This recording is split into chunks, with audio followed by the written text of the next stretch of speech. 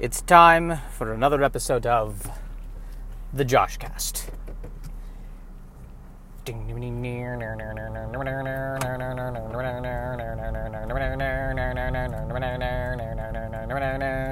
Joshcast.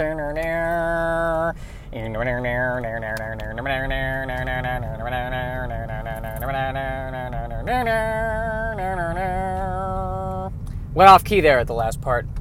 But that's okay, because we're working on not obsessing over being a perfectionist today. Actually, I've been killing it not being a perfectionist, because one would argue that 99% of the podcasts that I've been putting out probably could do with some editing. Like even right there, that pause, that could be taken out. It's dead space. But I'm leaving it in. All the errors. So I spent last night watching all of these half-hour documentaries on the making of specific James Bond movies that are on YouTube right now. And it was a lot of the Roger Moore movies. I'm watching the behind the scenes of these movies, which I think I saw all of them years ago. But these are movies that were being made late 70s, early 80s. And what impresses me is how big of a thing it is to make a James Bond movie. It's still big now, but back then, all the stunts that had to happen, and all of these big impressive stunts where he gets thrown out of a plane and he's got to catch the other guy who's got the parachute and rip the parachute off of him. These very elaborate stunts. And that's why the older I get, the more I'm interested in just the writing part of it. Because I want to be the guy on the movie who says, it'd be cool if he gets thrown out of a plane and he has to catch the other guy with the parachute, rip off the parachute, and at the last second survives. I think that would be cool. That is the end of my part in this process. That right there is a brilliant idea. I'll cash my check for $1 million. Now you go and do that thing. Because somebody has to go and do... They had to shoot that sequence, they had to do 88 jumps. They had to go up in the plane and jump out of the plane 88 times. 88 times! For a 1-minute shot. 88 times. That's a lot.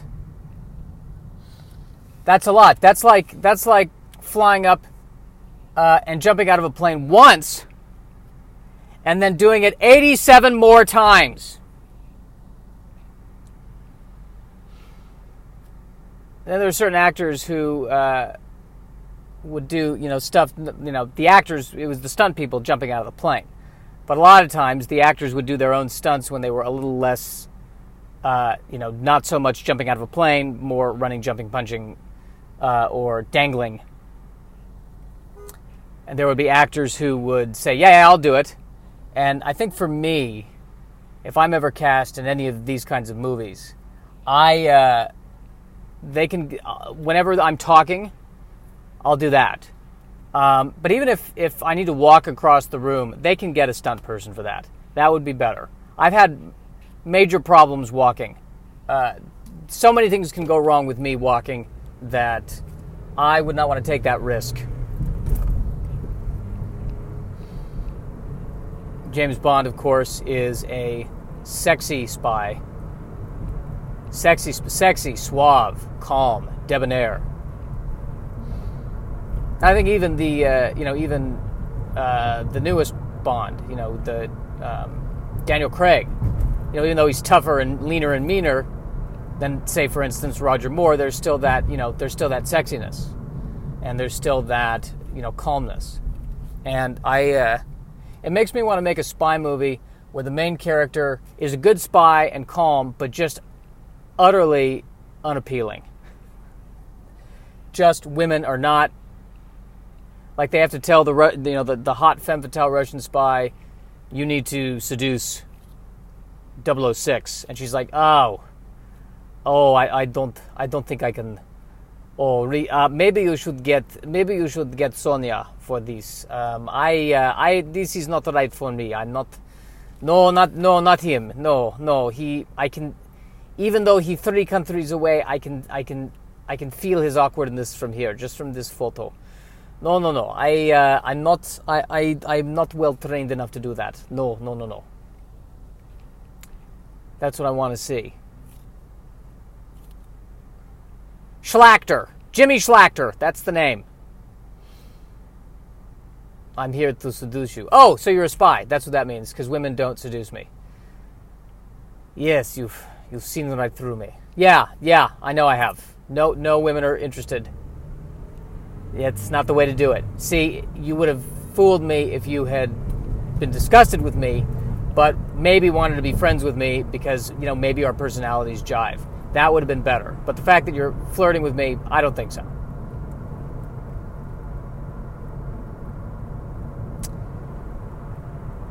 Trying to figure out what to eat. This is actually the first weekend where I didn't... Usually I've been splurging on the weekends, where I've cut out sugar. Although I did have trail mix yesterday, and I'm debating whether or not that's cheating.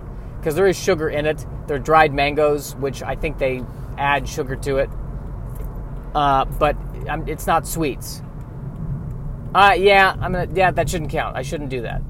Because I was trying to look for something... I wanted to snack on something that was healthy. And there really aren't a lot of great options unless I go to a Trader Joe. Even Trader Joe's, I debate whether or not half of that stuff is as healthy as they say it is.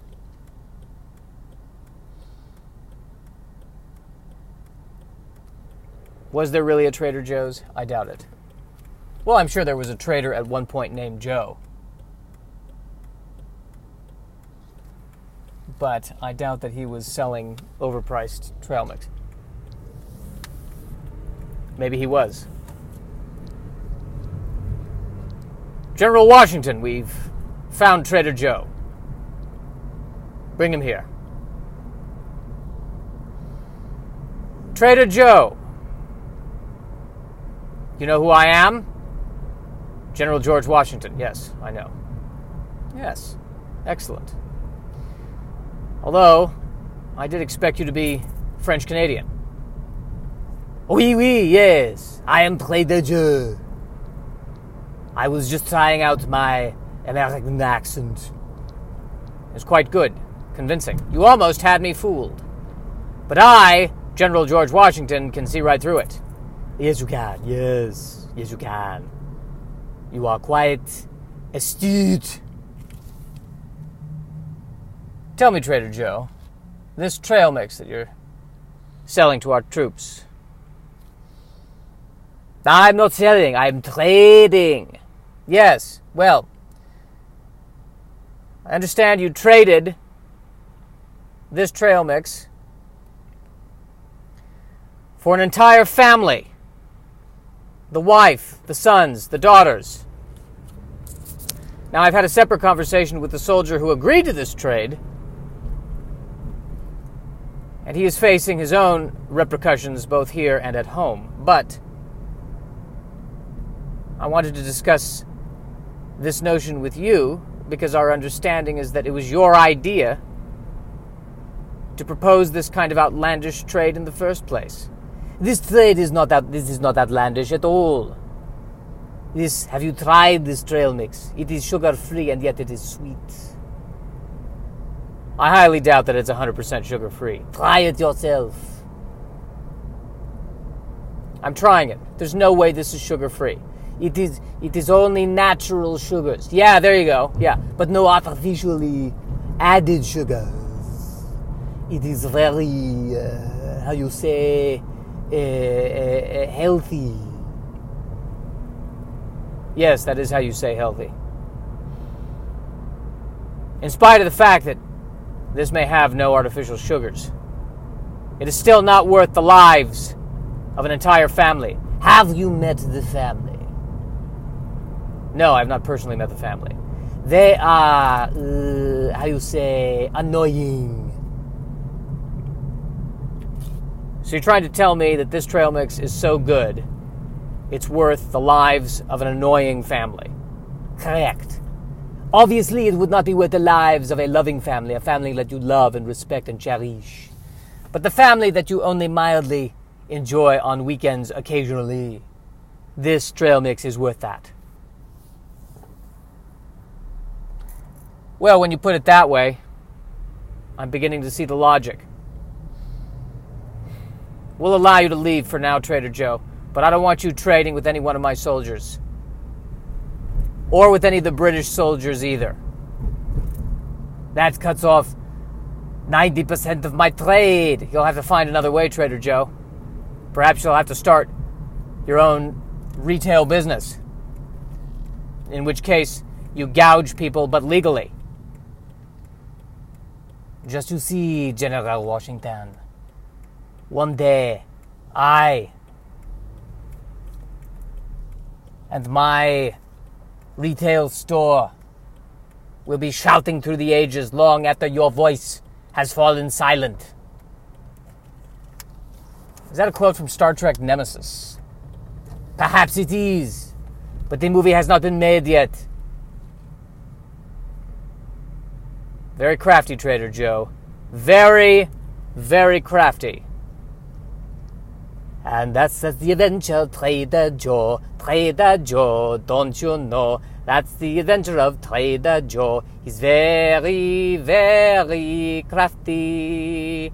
Trader Joe, Trader Joe. You know, I just realized I was about to go to one of my favorite coffee shops, but I'm opting against it because it's close to 2 p.m. and I want to go to the open mic at 4. And I'd rather just go to the area where the open mic is now and park than have to park the car now and then park the car again later. Is it laziness? Maybe it's Maybelline.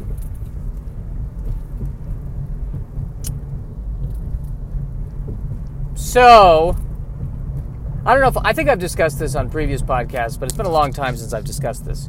My own sexuality, which is, for the most part, I'm mostly attracted to women. Sometimes I do find myself attracted to guys. Although the older I've gotten, the more I find I'm leaning more towards being attracted to women, which is fine, I guess. I mean, I don't know how much of it matters if it's all in my head.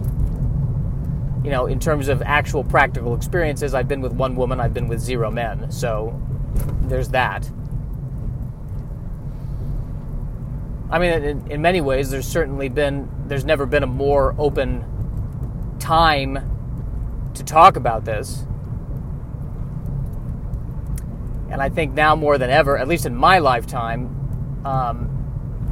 certainly in more liberal circles, the idea of gender fluidity and of sexual identity fluidity, if that's even the right term, has been, more accepting now than ever, which is awesome. And the irony is, I'm kicking myself. It's like, I should have leaned harder on this 5 years ago when I started stand-up, and then I would have been a pioneer, and now I'm not. So once again, I've been able to take the pain and suffering of millions of people who don't identify specifically as heterosexual or, something established. I've managed to take their pain and make it about myself, which is really what podcasting is all about at the end of the day. Isn't it, though? I would say that it is. But somebody was just telling me yesterday, well, you should go on the apps and experiment. And I don't like going on apps. I don't like communicating via apps. I don't like that. I like communicating in the same room with someone. Call me old-fashioned. Oh, well, then you should go out to bars. I don't want to go out to bars. I don't want to cruise. I don't want to flirt. I want to, and I've talked about this on stage. I don't know why I'm prefacing this by saying I've talked about it on stage. But I want to skip to the 3-year point in a relationship. All the, the romance and all that crap. Skip that and just go right to the 3-year point where, we have sex once a month. Things are cordial. but stable. You know, and we're at the point where we're like, oh yeah, she's my best friend. Where I say that kind of stuff. That's what I'd like to do. That sounds nice. Maybe help with the rent and the expenses. So I guess what I'm looking for more is a friend who I occasionally sleep with who pays the bills. Which, on the scale of male chauvinism, puts me at 11, I would say. But this is why I'm not putting myself out there. Because I don't think that kind of attitude is going to be popular with anybody. So I keep it to myself. And in so doing, benefit the human race. But this does beg the question of where I'm going to go to lunch. Because this coffee place had some nice lunch options that other places around town don't necessarily have. And I don't want to do a lot of walking because it's very hot out today. So this is a major dilemma I've gotten myself into. I'm not even going to try, by the way. Well, should I try parking in the parking place that's always bad parking? Should I go for it? That's a tough question right there.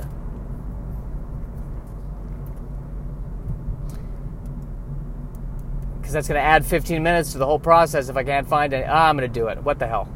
Let's do it. Let's take a risk. These are the risks I take. Deciding which parking zone to park in.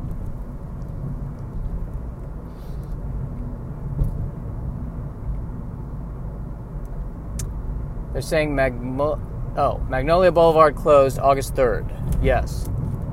That almost freaked me out. My God, that's next Saturday. My God, that is next Saturday. That is next Saturday, isn't it? Why, yes, I believe it is next Saturday. Should be exciting, shouldn't it? Rather exciting. A rather exciting experience, wouldn't you say? Mr. Bond? Trader Joe should so be a Bond villain. We got to make that happen. Ah, Mr. Bond. At last, we meet in person. I am Trader Joe. That's strange. I thought Trader Joe's was just the name of a highly popular retail company that sells high-end healthcare products.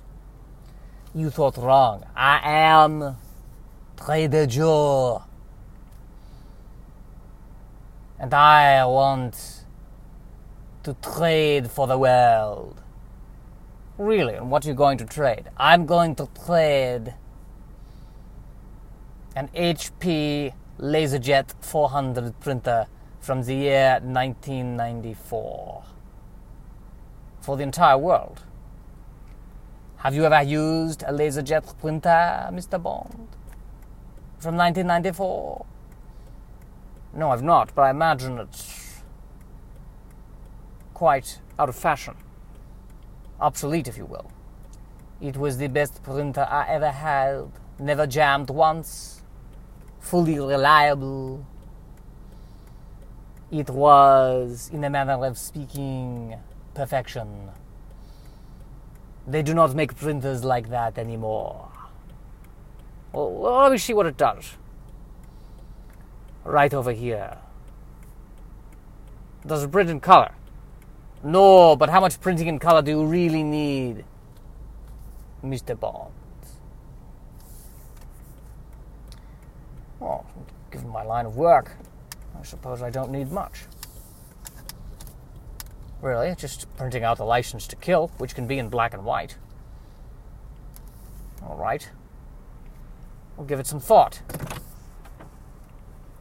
I'm glad you see my point of view.